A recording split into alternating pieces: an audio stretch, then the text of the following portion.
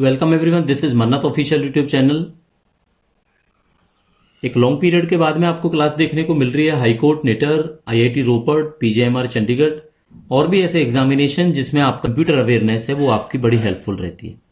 तो साथियों, computer awareness की बात करेंगे बिकॉज आपके सिलेबस में जो निटर एग्जाम आपका कराने वाला है इन फ्यूचर, सेक्शन ऑफिसर के एग्जाम में भी है ये, हाई कोर्ट के पीएन के एग्जाम में भी आपका ये आता है, आईआईटी रोपड़ में होपफुली आप चेक करना कंप्यूटर अवेयरनेस शायद आता है क्वेश्चंस में ना, बिकॉज जीके के साथ में होपफुली कंप्यूटर के क्वेश्चन भी देखने को मिलते हैं।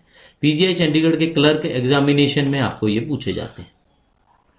इससे पहले हम बात कर लेते हैं अपने कुछ मेंबर्स की। तो हमारे जो मेंबर्स हैं, जो लॉयल मेंबर्स हैं यूट्यूब के थ्रू ज्वाइन हुए हैं, उनमें आप स्क्रीन पे देख रहे होंगे आलोक कुमार जी हैं, उदय कुमार हैं, विशाल सिंह हैं एंड शीलू जांगरा है। तो अभी तक टोटल 4 मेंबर्स हैं जो हमारे, टोटल आप देख रहे होंगे अभी 4 मेंबर्स हैं। इन 4 मेंबर्स में हमारे जो मेन मेंबर हैं उनको क्या बेनिफिट्स मिलते हैं, ये हमारे लॉयल मेंबर ग्रुप के अंदर आते हैं। तो इनको क्या बेनिफिट्स हैं जो इनको मिलते हैं। तो बच्चों, इनको लॉयल्टी बैजेज अवेलेबल होते हैं, मेंबर ओनली वीडियोस देखने को मिल जाती हैं हमारे लॉयल मेंबर्स को, और अर्ली एक्सेस हो जाता है नई वीडियो। जब भी कभी इस चैनल पे न्यू वीडियो आएगी तो अर्ली एक्सेस करेंगे। तो वो ये लॉयल्टी बैज वाले बच्चे हैं जो मेंबर्स हैं, और ये केवल मेंबरशिप आपको 29 रुपीज के चार्जेस पे मिल जाती है, जिसपे आपके नाम के आगे एक स्टार मार्क अवेलेबल हो जाता है आपके लिए, लॉयल मेंबर्स के लिए। और मेंबर ओनली वीडियो भी हमारे चैनल पे इन फ्यूचर आने वाली है, तो वो केवल इन्हीं मेंबर्स के लिए अवेलेबल होंगी। तो अगर आपने ज्वाइन करना है, टेलीग्राम चैनल पर इंफॉर्मेशन अवेलेबल है। बाकी कोई भी वीडियो देखते हो मेंबर ओनली, उसमें आपको इंस्ट्रक्शंस मिल जाते हैं। अभी बात करेंगे आपकी क्लास की। तो क्लास में क्या कराना है? क्लास में कराना है आपको कंप्यूटर अवेयरनेस। तो इसके बेसिक्स से स्टार्ट करेंगे बिकॉज सिलेबस आप देखोगे नेटर चंडीगढ़ का, तो basics of computer awareness, basics of computer awareness है उसमें, और यही हाई कोर्ट के पीएन एग्जाम्स में आपके काम आने वाला है। पीजीआई चंडीगढ़ की रिक्रूटमेंट भी जब आपको देखने को मिलेगी तो होपफुली ये क्लासेस आपकी बड़ी काम की रहेंगी। इसलिए किसी भी एग्जाम की आप प्रिपरेशन कर रहे हैं तो कंप्यूटर का जो बेसिक्स है वो आप देख सकते हैं। ठीक है, चलो स्टार्ट करते हैं। सबसे पहले देखो क्या है, बेसिक से समझाते हैं। ये मान के चलते हैं कि आपको कंप्यूटर के बारे में कुछ नहीं पता, ठीक है। और अगर आपको पता है तो ये माइंड करने वाली चीज नहीं है, आपने समझना है सिंपल। तो कंप्यूटर ना एक इंग्लिश वर्ड है जिसका मेन जो मीनिंग है ना वो आपको समझ में आ जाएगा। यानी ये आपका एक कंप्यूट वर्ड से लिया गया, ठीक है। अब कंप्यूट का मतलब समझ में आ ही गया होगा आपको, इसको कैलकुलेशन को बोलते हैं। क्लियर हो गया आपको ये? अब काम कैसे करता है, मेनली होता क्या है, इलेक्ट्रॉनिक डिवाइस है ये आप सबको पता है, लेकिन बेसिकली होता क्या है।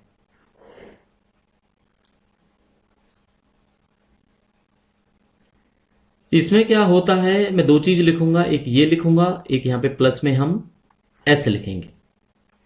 ये दोनों बॉक्स के अंदर है, इन दोनों को मिला के कोई टास्क है जो वो होगा आपका, और यही सिंपल कंप्यूटर का काम है। ठीक है बच्चों, एच से हो जाता है आपका हार्डवेयर और एस से हो जाता है आपका सॉफ्टवेयर।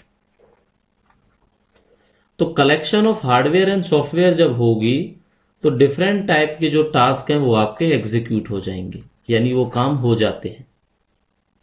अब हार्डवेयर का बेसिकली पेपर्स में पूछा जाता है, तो बेसिकली आप कुछ देखो कि हार्डवेयर की कौन कौन सी चीजें होती है। मेनली एक तो आपका सीपीयू आ जाता है, मॉनिटर आ जाता है, कीबोर्ड हो जाता है आपका हार्डवेयर, माउस भी आप सबको पता है हार्डवेयर होता है, और कोई भी इस पे यहाँ पे एनी कर देते हैं, कोई भी ऐसा इक्विपमेंट जो आपके इससे कनेक्टेड है और आपके काम आता है, आपको दिखाई देता है, वो हार्डवेयर होता है। सॉफ्टवेयर के अंदर क्या होगा, सॉफ्टवेयर जैसा नाम आप समझ रहे हो ना वही है, जो आपको दिखाई नहीं देता, नॉट विजिबल होता है, लेकिन किसी भी प्रोग्राम को रन करने के लिए वो चाहिए होता है। जैसे मान लो आपको सर्फिंग करनी है, इंटरनेट सर्फिंग, सर्च करना है कुछ भी, तो कोई सर्च इंजन चाहिए, चाहे आप गूगल क्रोम यूज करो, नहीं, चाहे आप ओपेरा मिनी यूज करो, चाहे आप और कोई ब्राउजर यूज करो, तो वो आपका सॉफ्टवेयर हो जाएगा। इन दोनों को मिला के जो आपके काम होते हैं वो कंप्यूट होते हैं, एग्जीक्यूट होते हैं, इसीलिए इसको कंप्यूटर बोला जाता है। तो होपफुली बात आपके समझ में आ गई होगी। ठीक है, तो बेसिक आपको ये पता लगा। एक वर्ड हम एआई यूज करते हैं, तो एआई की फुल फॉर्म आपने याद रखनी जरूरी है। इजी है, बड़ी कोई बात नहीं है, आर्टिफिशियल इंटेलिजेंस। ठीक है, आर्टिफिशियल इंटेलिजेंस आजकल बड़ा स्कोप है इस चीज का। तो ह्यूमन बीइंग और कंप्यूटर के बीच में अगर कोई चीज आती है तो वो एआई आ जाती है। आर्टिफिशियल इंटेलिजेंस हर जगह देखने को मिलती है ये चीज। ठीक है, तो आपको ये चीज क्लियर हुई। इसके बाद में कुछ बेसिक जो टर्मिनोलॉजी है मैं यहां पे लिख देता हूं आपको, बेसिक टर्म्स वो समझने जरूरी हैं अगर आपने कंप्यूटर का बेसिक समझना है तो पहला टर्म हम आपको समझाएंगे डेटा। ठीक है, अच्छा डेटा क्या होता है? डेटा आपका न्यूमेरिकल डेटा भी हो सकता है, आपका अल्फाबेटिकल डेटा भी हो सकता है, और आपका अल्फा न्यूमेरिक डेटा भी हो सकता है। तो डेटा में हम लिखें यहां पे कौन सा बताया आपको सबसे पहले, न्यूमेरिक डेटा। इसके बाद बच्चों दूसरा जो था आपका वो हमने बताया आपको अल्फा न्यूमेरिक डेटा। ठीक है, अल्फा न्यूमेरिक डेटा। और थर्ड जो होगा वो आपका होगा अल्फाबेटिक। सॉरी, ये पहले लिखना था हमने सेकंड नंबर पे, पर चलो कोई बात नहीं, पहले इसको अल्फाबेटिक लिखेंगे फिर ये अल्फा न्यूमेरिक डेटा हो जाएगा। तो तीन तरह के डेटा होंगे, इसका जो कलेक्शन है वही डेटा है, मतलब इन तीनों को मिला के जो बनता है वो डेटा बनता है। आपका न्यूमेरिक डेटा है, तो न्यूमेरिक डेटा क्या होता है, 0 हो गया, 1 हो गया, 2 हो गया, 3 हो गया। समझ में आ गया आपको न्यूमेरिकल्स? और अल्फाबेटिक में कौन सा होता है, कोई समझाने वाली बात ही नहीं है, A to Z या ऐसे A to Z, ये आपका हो गया। और अल्फा न्यूमेरिक में किस तरह का होगा, उसमें आपके दोनों चीजें होंगी, अल्फाबेट भी होंगे ये भी होंगे, जैसे 2A कह लो, 3Z कह लो। ठीक है, ये आपके एग्जाम्पल्स की तरह काम आएंगे।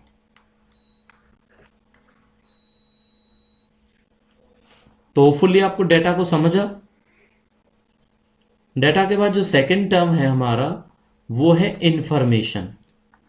इंफॉर्मेशन, अब इंफॉर्मेशन क्या होगी?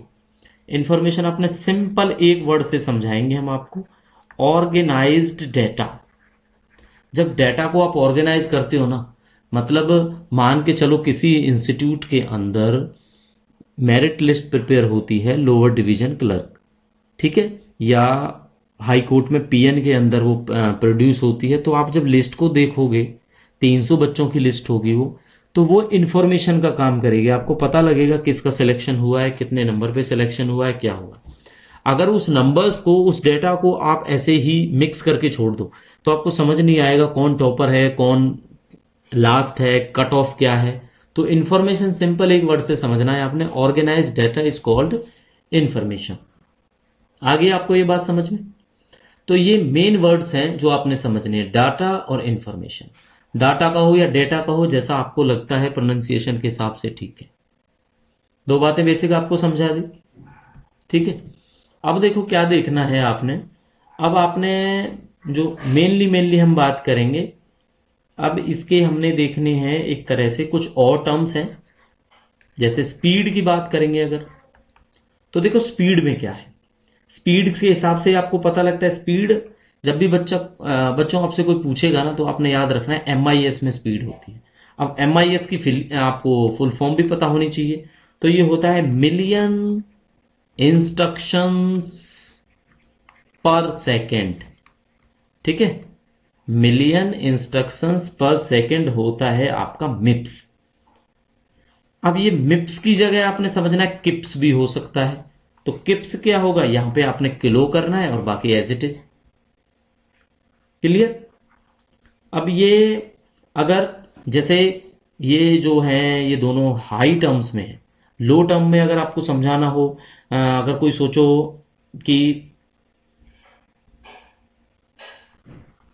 इस तरह से लिखा हुआ है, तो ये क्या होगा आपका, अगर इसको 1 ms लिखूं मैं, तो 1 ms का मतलब हो जाएगा 1 मिली सेकेंड। तो मिली सेकेंड कितना होता है, 1 का 1000वां हिस्सा, 1/1000th ऑफ अ सेकेंड, ठीक है। 1 सेकेंड का 1000वां हिस्सा हो जाता है आपका मिली सेकेंड। लेकिन जो ये मिलियंस है ना, ये आपको पता है 10 लाखवां हिस्सा हो जाता है मिप्स। ऐसे आपने याद रखनी ये चीज, क्लियर हो गया। तो ये आपकी स्पीड की बात हुई। स्पीड बहुत जरूरी होती है कंप्यूटर इंटेलिजेंस के अंदर, साइंटिफिक अप्रोच के अंदर, कहीं भी जहां भी आपने कंप्यूटर को यूज करना है। नेक्स्ट एक टर्म आ जाता है एक्यूरेसी। अब एक्यूरेसी क्या चीज है? एक्यूरेसी है कि एक्यूरेट होने चाहिए, एरर्स नहीं होने चाहिए। तो जब भी कभी बात आएगी ना, तो लिखा ऐसे मिलेगा आपको कि errors bye humans not computers. अगर कहीं कंप्यूटर का डेटा गलत शो कर रहा है ना, तो उसमें भी ह्यूमन एरर है, तब वो गलत है, वैसे गलत नहीं होता ये। ठीक है, तो ये बात आपको समझ में आई। बाकी आप कहीं भी देखोगे ऑटोमेशन है आजकल कंप्यूटर के, बेसिक आपको एप्लीकेशंस देखोगे। अच्छा, एक नेक्स्ट आपको बता देते हैं टर्मिनोलॉजी एप्लीकेशंस की। अब ये टॉपिक ऐसा है, कोई बताने की ज़रूरत नहीं है कहाँ कहाँ यूज़ होते हैं। आप लाइन लगा दोगे इस चीज़ की कि कहाँ कहाँ यूज़ नहीं होते। एजुकेशन में होते हैं, सेकंड में आप देखोगे बैंक्स होते हैं, थर्ड आप रेलवे देखोगे, रेलवे होता है, फोर्थ में आप देखोगे मेडिकल एजुकेशन, मेडिकल साइंस है। ठीक है, फिफ्थ में देखोगे आप डिफेंस के अंदर है, सिक्स में आप देखोगे इंजीनियरिंग के अंदर है ना, यानी साइंस के अंदर है। सेवन्थ में आप देखोगे एडमिन के अंदर, हर जगह मतलब कोई ऐसी फील्ड नहीं है जहाँ पे ये यूज नहीं होता। तो ये क्वेश्चन पेपर में नहीं आता, हालांकि आपको सिंपल वैसे समझाया हुआ है। अब बैंक्स में आप देखते हैं एटीएम है या कोई भी ट्रांजेक्शन है, सारा खेल इनका ही है।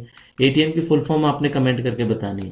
पहली क्लासेज में आपको हम बता चुके हैं ये, जो हमारी और कंप्यूटर की क्लासेज ऑलरेडी अपलोडेड है यूट्यूब चैनल पे। क्लियर हो गया आपको ये बात है?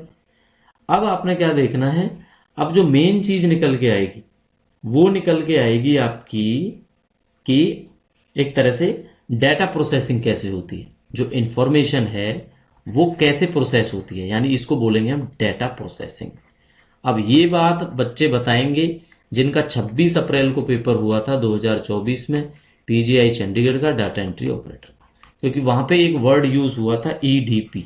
ठीक है, तो ईडीपी क्या होता है? ईडीपी होता है आपका इलेक्ट्रॉनिक डेटा प्रोसेसिंग। ठीक है, इलेक्ट्रॉनिकली जो डेटा प्रोसेसिंग होती है उसको ईडीपी बोलते हैं। और ईडीपी में कैसे कैसे काम होता है? ईडीपी में होता है, देखो आप इनपुट दोगे, यहां पे लिख देता हूं मैं इनपुट। इनपुट के बाद आप उसको प्रोसेस करोगे, प्रोसेस से आपको आउटपुट मिल जाएगा जो भी होगा। आउटपुट से कहा है क्या है, आपको कोई भी जो इंफॉर्मेशन है वो आप शेयर कर सकते हो किसी के साथ में। ठीक है, तो इंफॉर्मेशन शेयर्ड वो हो जाएगी आपकी। क्लियर? वही आउटपुट होता है, आप या इनको इक्वलेंट कह लो दोनों को, इसका मतलब यही हुआ। तो ये आपका जो साइकिल हमने बताया ये होता है डाटा प्रोसेसिंग।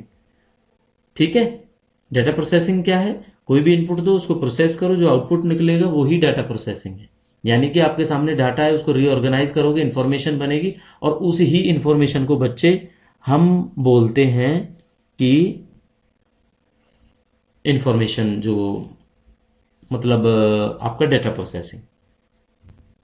ठीक है, नेक्स्ट टॉपिक होगा हमारा, जो नेक्स्ट टॉपिक है बच्चों वो होगा हमारा यहाँ पे कंप्यूटर के बारे में ही, कंप्यूटर सिस्टम का। ठीक है, क्या होगा? Computer system. अच्छा, कंप्यूटर सिस्टम में है क्या क्या भाई? वही है जो आपको अभी बताया है। इनपुट है, प्रोसेसिंग के लिए सीपीयू है, और आउटपुट की बताने की जरूरत ही नहीं है, उसके लिए तो आपको प्रिंटर्स होंगे, कुछ भी होंगे, तो इस पे हम टॉपिक पे बात नहीं करेंगे। इनपुट का देखते हैं। तो इनपुट में क्या होगा? इनपुट में वो चीजें होंगी जब आप एटीएम पे काम करते हो, विड्रॉल करते हो, तो उसके लिए इनपुट क्या होता है? उसके लिए इनपुट होगा, आपने विड्रॉल करानी है या आपने डिपॉजिट करना है।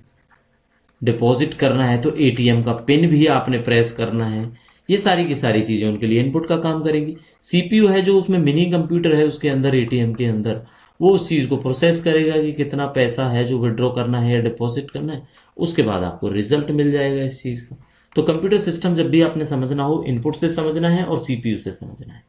ठीक है, और इनपुट और सीपीयू में सीपीयू को समझा देते हैं आपको। सीपीयू क्या होती है? सबसे पहले आपको फुल फॉर्म याद रखनी है इसकी। तो फुल फॉर्म होती है आपकी सेंट्रल प्रोसेसिंग यूनिट।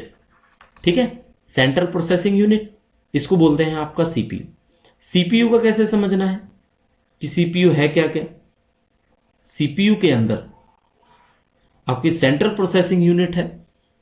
एक क्वेश्चन पेपर में और भी आ जाता है कि brain of the computer, brain of the computer,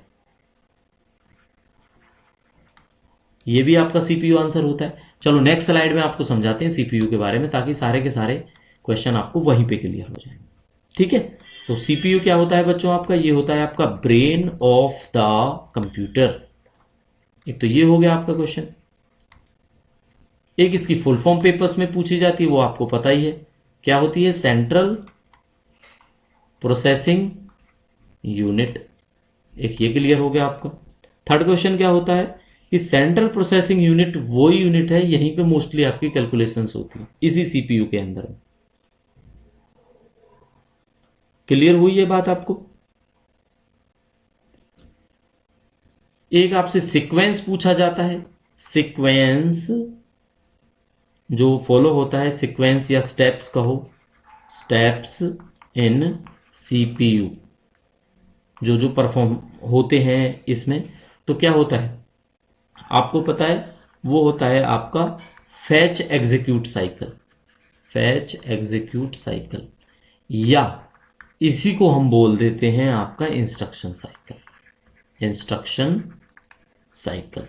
instruction cycle अभी आपको ये वाला जो टॉपिक है ना, ये अलग से भी समझाएंगे। इंस्ट्रक्शन साइकिल के अंदर फैच द इंफॉर्मेशन होती है आपकी, उसको डिकोड करना होता है, फिर एग्जीक्यूट करना होता है।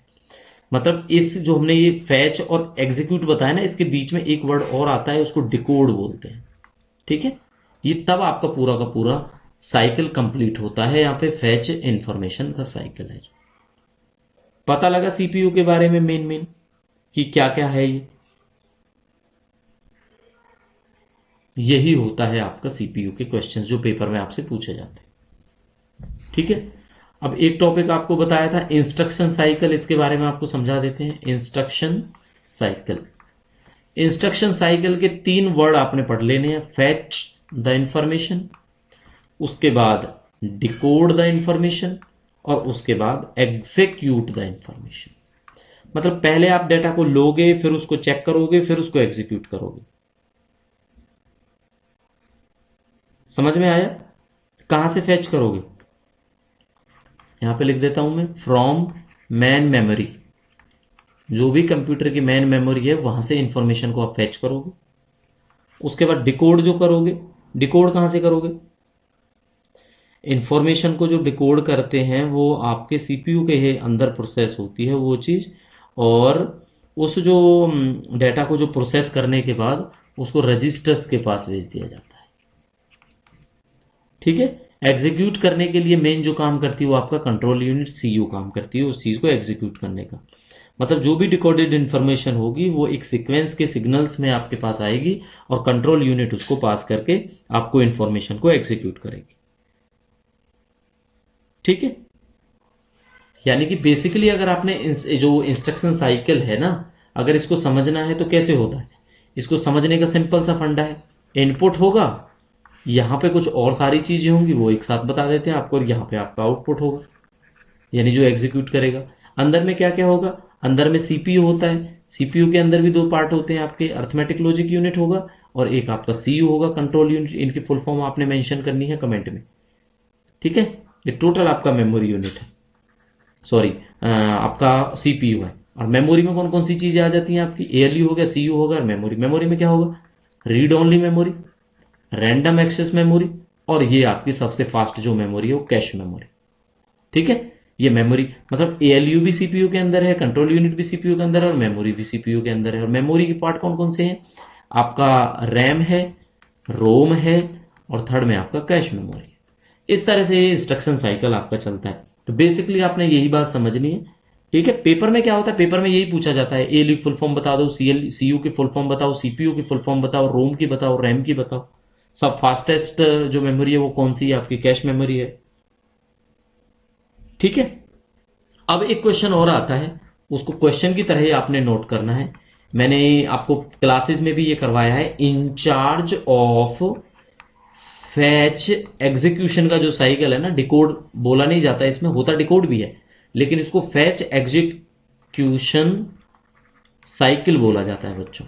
तो इसका इंचार्ज कौन होता है? इसका आपने आंसर फटाक से लगाना है, इसका होता है सीयू। अब सीयू क्या होगा? चंडीगढ़ यूनिवर्सिटी ना, इसका होगा आपका, अरे क्या लिख दिया, control unit, not computer unit. क्या होगा? Control unit. तो कंट्रोल यूनिट है वो इंचार्ज होता है फैच एग्जीक्यूशन साइकिल का। क्लियर हुआ? ये क्वेश्चन है जो पेपर में पूछा जाता है। कंट्रोल यूनिट के फंक्शन क्या है वो भी आपको बता देते हैं। अर्थमेटिक लॉजिक यूनिट है, उसके क्या फंक्शन है। तो जो नेक्स्ट हमारा टॉपिक होगा वो होगा एएलयू और सीयू के बारे में पढ़ना। ठीक है, अब हम आपको एएलयू और सीयू के बारे में पढ़ाएंगे।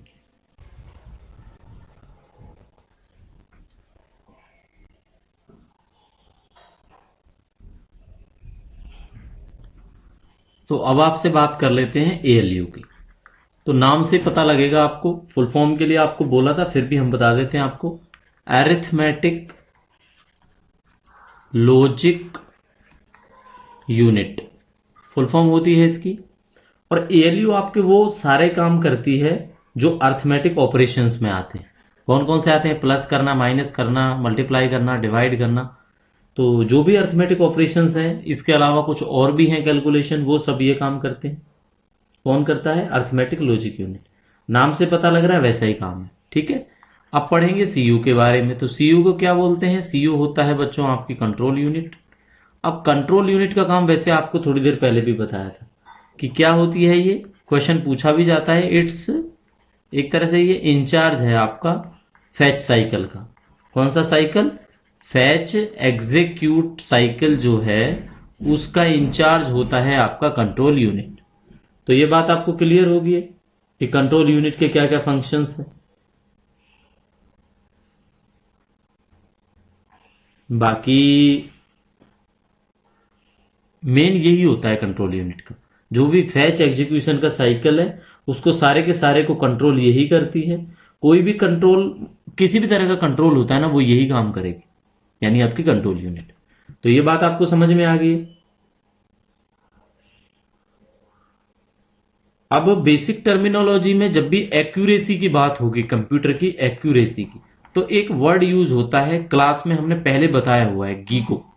गीगो क्या होता है? गीगो होता है आपका गार्बेज इन, ठीक है, और गार्बेज ही आउट। यानी गार्बेज इन गार्बेज आउट होता है बच्चों आपका एक्यूरेसी। मतलब एक ये वो कॉन्सेप्ट है कंप्यूटर का जिससे आपकी क्वालिटी ऑफ आउटपुट पता लगता है।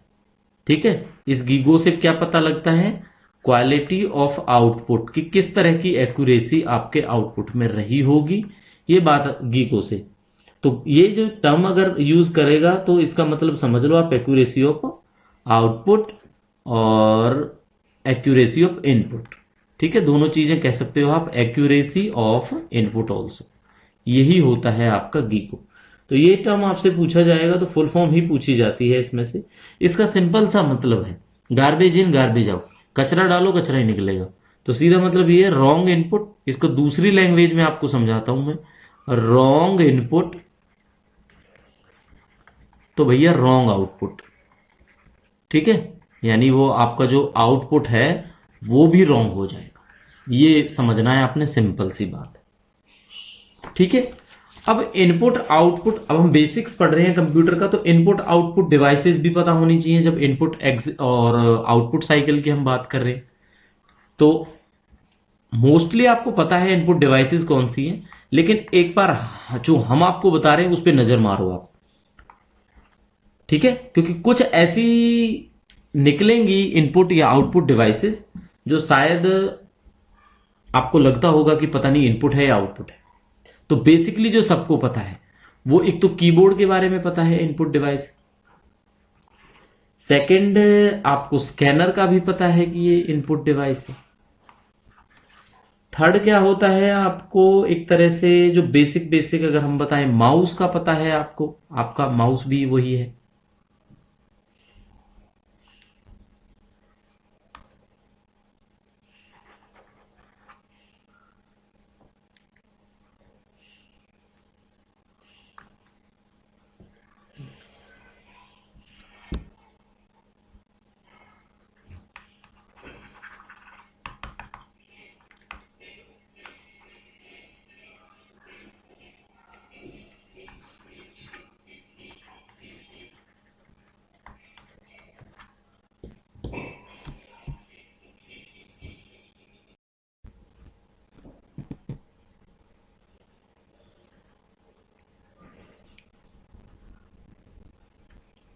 अच्छा, एक सब आप सबने देखा होगा बार कोड रीडर, ठीक है।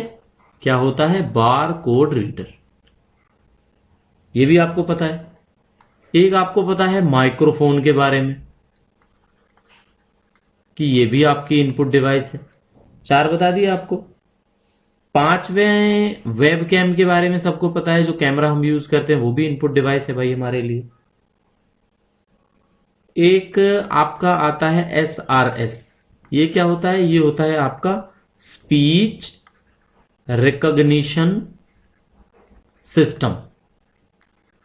हर किसी के एंड्रॉयड फोन में सिस्टम में देखने को मिलता है, आप दबाते हो प्रेस करते हो तो बोलोगे, वो टाइप होता है या लिखता है जो भी। तो स्पीच रिकॉग्निशन सिस्टम होता है, ये भी इनपुट डिवाइस की तरह काम करता है आपके, ठीक है। जो फोन आप चला रहे हो उसकी टच स्क्रीन भी इनपुट डिवाइस का काम करती है आप सबके लिए। तो ये तो वो है जो सबको पता है। अब 8 नंबर से वो स्टार्ट करते हैं जो शायद आपके दिमाग में होगा कि नहीं होगा, ठीक है। एक बच्चों जॉयस्टिक होती है आपकी, देखी होगी आपने 100%। एक आपका बारकोड रीडर हम बता ही चुके हैं। एक आपका किम्बेल करके टैग रीडर आता था। क्या आता था, किम्बॉल टैग रीडर। ये भी टैग रीडर ही है, लेकिन नाम पढ़ लेना, काम आएंगे आपके।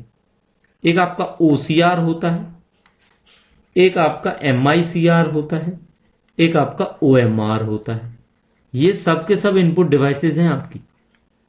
OCR की फुल फॉर्म कमेंट करो, MICR की कमेंट करो और OMR की करो। थोड़ी देर में आपको बताएंगे हम यहां पे, ठीक है। ट्रैक बॉल नहीं लिखा अभी तक, ट्रैक बॉल भी आपका होता है। ट्रैक बॉल ये भी आपकी इनपुट डिवाइस है। जॉयस्टिक हमने आपको बता ही दिया, ठीक है। तो बेसिकली आपने देखा एक और आता है आपका लाइट पेन। क्या आता है, लाइट पेन।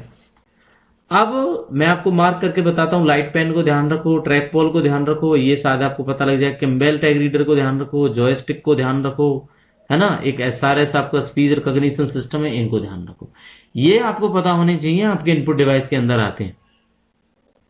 क्योंकि इनमें आप कंफ्यूज हो सकते हो कि ये मुझे पता ही नहीं है जॉयस्टिक क्या होती है, ठीक है। गूगल कर लेना, इनकी शकल देख लेना आप, जॉयस्टिक कैसा होता है, ट्रैक बॉल कैसी होती है, किम्बॉल टैग रीडर कैसा होता है, एक बार ये जरूर देख लेना। ये हो गया आपकी इनपुट डिवाइस। अब नेक्स्ट स्क्रीन में बताएंगे आपको आउटपुट डिवाइसेस के बारे में, ठीक है बच्चों। किसके बारे में, आउटपुट डिवाइसेस के बारे में। तो आउटपुट डिवाइसेस में बेसिकली आप बताओ, आपको क्या क्या डिवाइसेस पता है।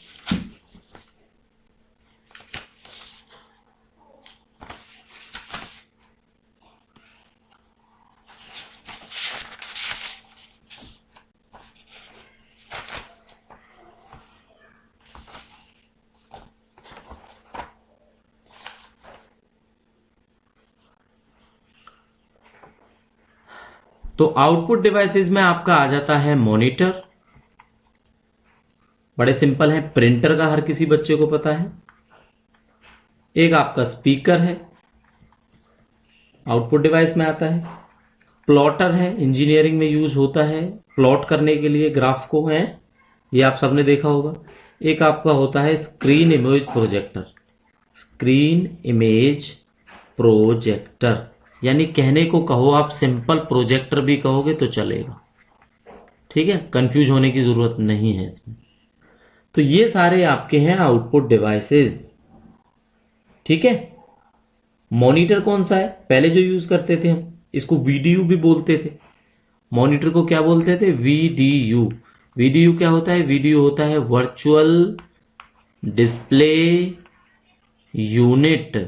ये होता है आपका वर्चुअल डिस्प्ले यूनिट, और आजकल चलता है LCD। तो LCD की फुल फॉर्म आप बताओगे। तो ये आपके आउटपुट डिवाइसेस।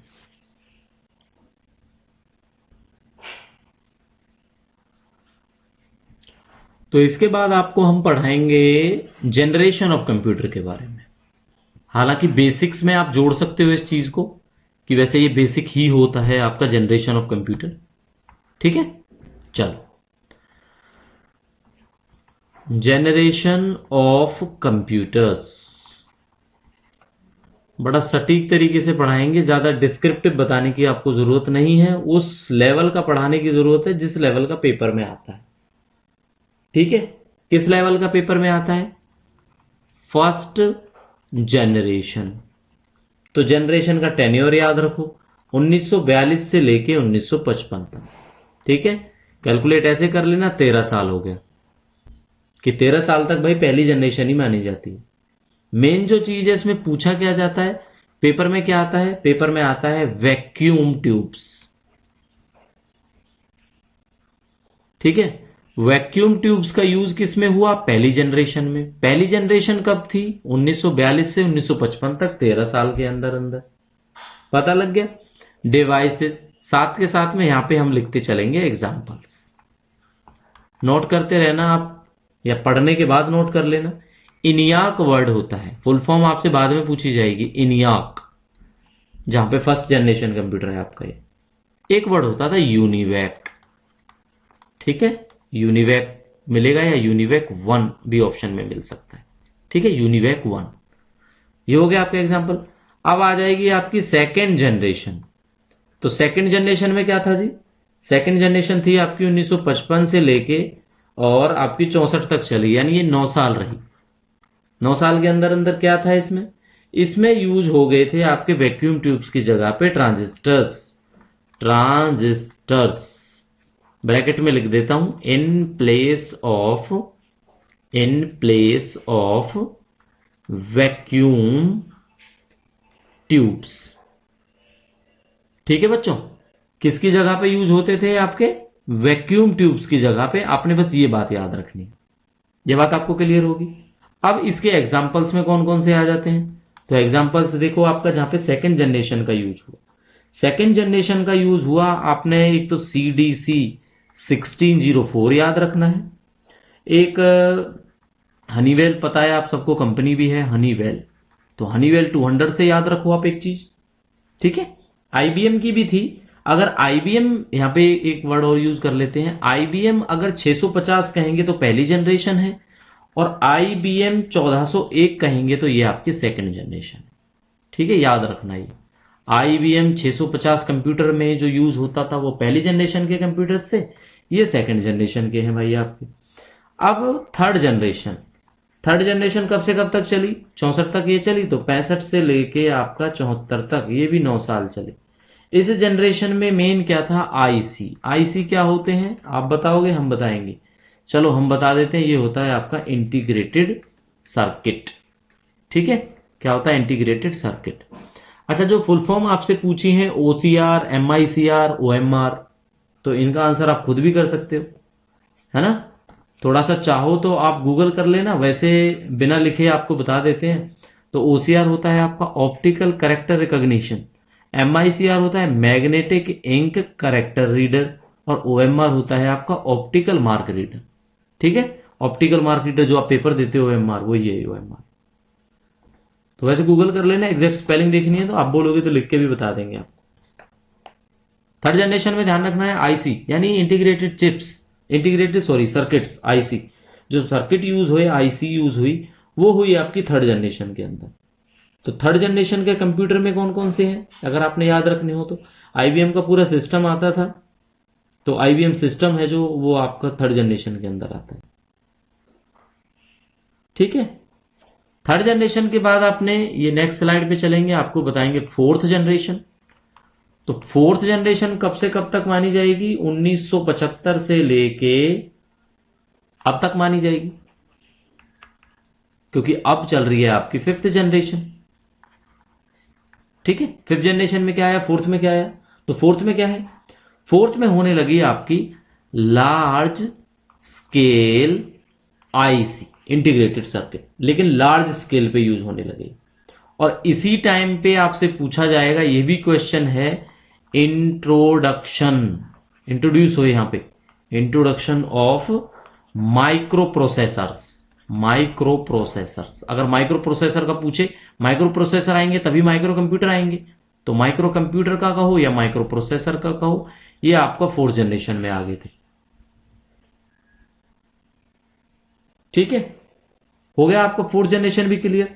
इसमें ही आपके माइक्रो, पेपर में पूछा जाता है माइक्रो कंप्यूटर ये आपके कौन से जनरेशन में निकल के आए, तो ये आपका हो गया फोर्थ जनरेशन में निकल के आए। ठीक है, और फिफ्थ जनरेशन है आपका आर्टिफिशियल इंटेलिजेंस, जो हमने सबसे पहले क्लास स्टार्ट होते ही आपको बताया था, आईसी, ये AI के बारे में। तो अब जब भी पेपर में पूछा जाएगा कि वैक्यूम ट्यूब कौन सी जनरेशन में, फर्स्ट जनरेशन में। फर्स्ट जनरेशन में कौन सी चीज, वैक्यूम ट्यूब। सेकंड में क्या, वैक्यूम ट्यूब की जगह पे ट्रांजिस्टर। थर्ड में क्या, आईसी। फोर्थ में क्या, आईसी की जगह लार्ज स्केल आईसी। ये आपने याद रखना है। फिफ्थ में आपको आ जाएगा भाई आर्टिफिशियल इंटेलिजेंस। ठीक है, ये क्वेश्चंस आपसे डायरेक्टली पेपर में पूछे जाते हैं। अब कुछ क्वेश्चंस की बात करेंगे, बेसिक बेसिक आपको बताएंगे जो आपने पेपर में देखे होंगे अभी तक। ठीक है, क्वेश्चन देख लेते हैं। क्वेश्चन में आपको क्या देखने को मिलता है। एक तो मिलता है कि आपसे पूछा जाता है कि इंफॉर्मेशन जो है, information is stored in computer. किस फॉर्म में स्टोर होती है वो, तो उसको बोलेंगे हम आपका स्टोर्ड डाटा की फॉर्म में। ठीक है, इंफॉर्मेशन डाटा की तरह ही सेव हो जाती है, लेकिन उसको स्टोर्ड डाटा बोलते हैं हम लोग। सीपीयू के उस पार्ट का नाम बताना है जो ऑल फंक्शंस को कंट्रोल करता है, कोऑर्डिनेट करता है, तो वो आएगा बच्चों आपका कंट्रोल यूनिट। एक पेपर में ये चीज पूछी जाती है बेसिक बेसिक आपसे। आईसी का पूछा जाता है कौन सी जनरेशन में यूज हुआ था, तो आपका थर्ड जनरेशन में यूज हुआ था आईसी के बारे में। ठीक है, एक पूछा जाता है फर्स्ट जनरेशन में क्या यूज होता था, फर्स्ट जनरेशन में आपके वैक्यूम ट्यूब्स यूज होते थे। ये बेसिक क्वेश्चंस हैं जो आपसे पेपर में अभी तक पूछे गए हैं।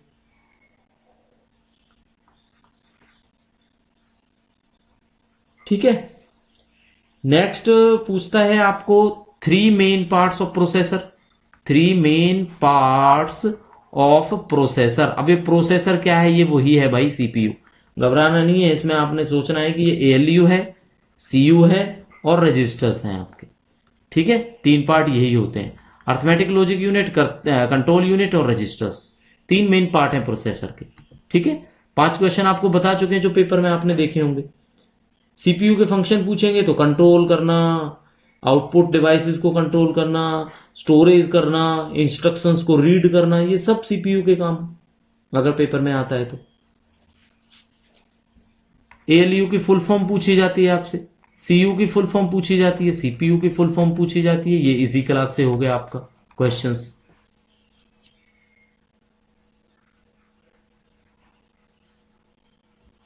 सीपीयू के बारे में कई बार पूछ लेते हैं क्या क्या होता है, तो इसमें सीयू और एएलयू होता है। अगर रजिस्टर्स का मेंशन नहीं है तो आपको आंसर इतना ही करना है। फिर